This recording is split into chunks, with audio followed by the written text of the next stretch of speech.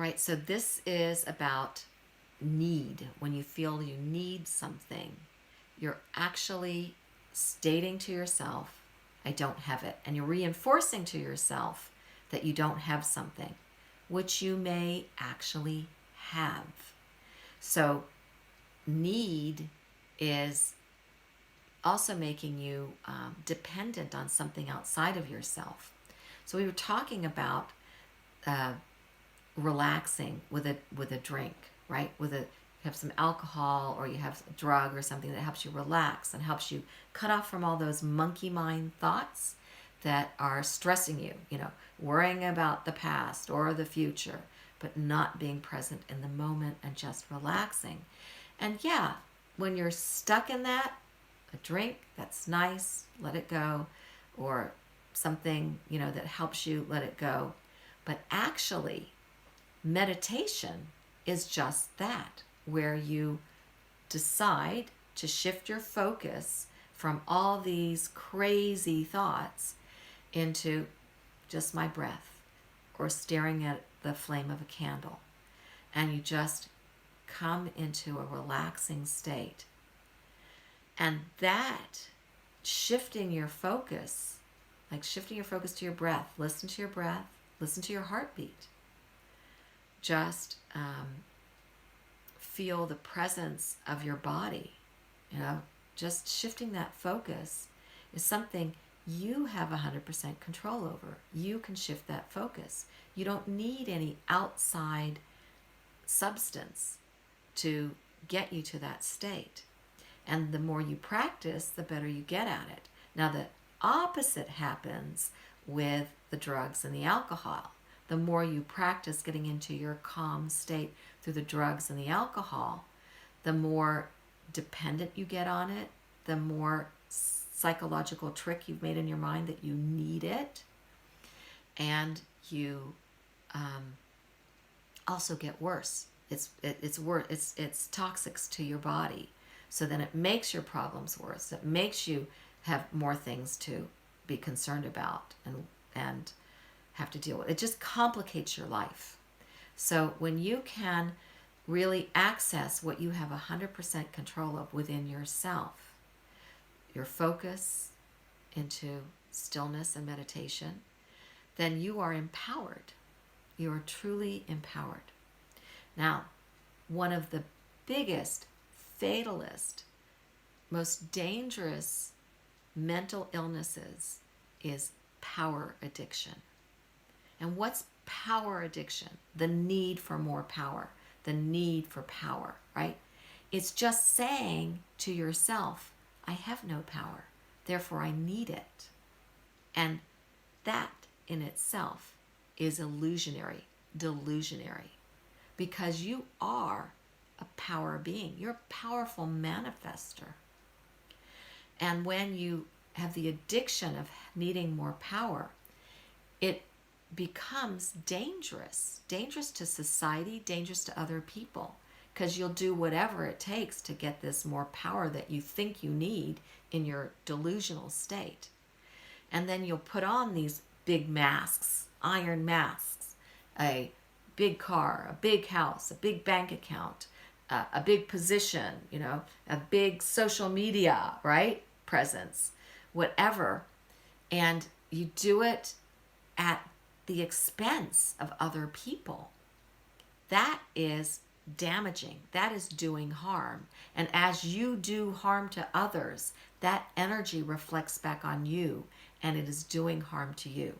And that is making your soul this measly little worm, right?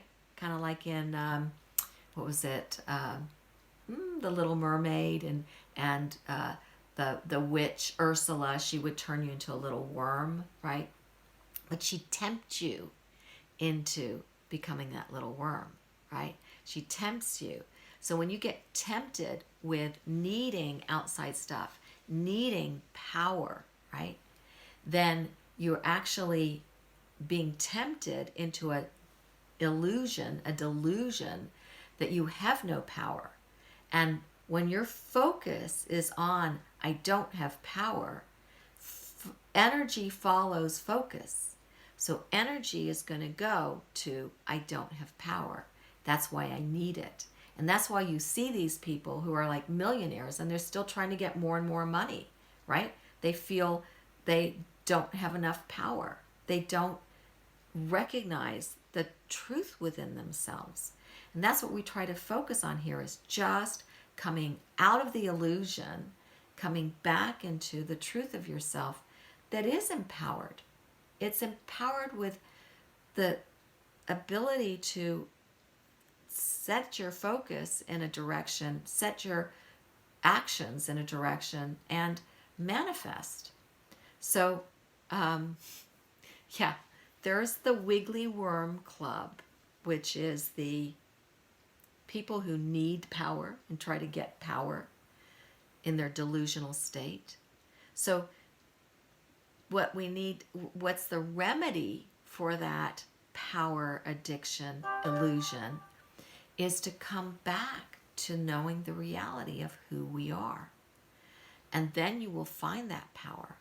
And part of that roadway back is to recognize all the mistakes, all the mistaken thinking that you had. And maybe realizing that, oh, I thought I was like, at the top of the class, in the highest level, the doctorate of something, or the big CEO of something, I thought I was at the top.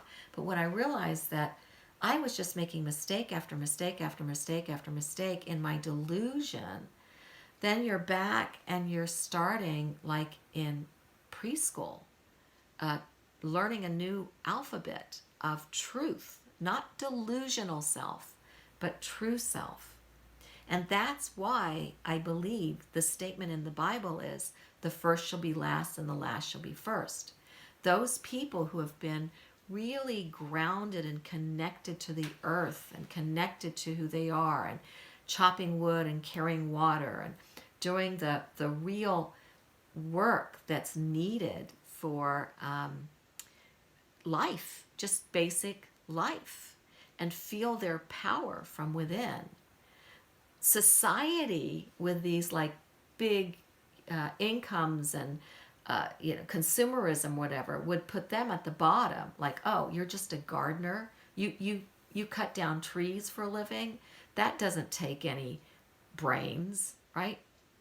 That doesn't take any delusion, right? You need to have you're not on this higher position in this delusional, crazy world like I am, because I'm in this delusion where everybody else does their work for me, including like trim my nails, and buff them. So that high up person in the delusional world is the one that's on the bottom and the last in the real world.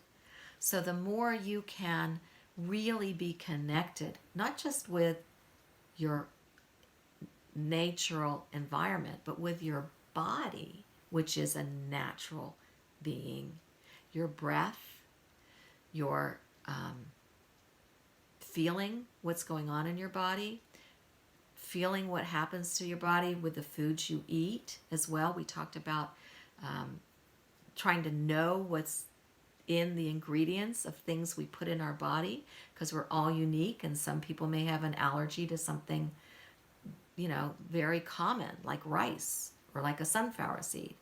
But knowing and taking responsibility for your body by asking questions and knowing what's in this, right? And that's an empowerment. Knowledge is an empowerment. When we just kind of assume and blindly trust without getting some sort of background information, we're disempowering ourselves. And when we're disempowered, that's when we feel we need stuff. And when the minute you feel you need something, that's an alarm bell that should let you know you are living some sort of delusion, and you have you're not recognizing what you have. And that might be a pretty bold statement and a hard one for some people to chew on. But when you think about the psychology of need versus gratitude for something, right? Thank you that it's raining. It's feeding the plants that I have outside instead of I need a sunny day to feel good, right? That was just some example there. But when you recognize that that that mantra in yourself, or that message within yourself that you need something, is actually diverting your attention, diverting your focus away from some power that you actually have within you, then you can make a new choice of thoughts, make a new choice of focus, and see how you experience life from the new focus, right? So whenever you hear yourself saying, I need, pause, really think it through. Isn't it within myself? And the technique that I use on my patreon.com is to give what you think you need. And we can go into it deeper there. And that's how you discover what you really have. All right. Go forth in this day with blessings.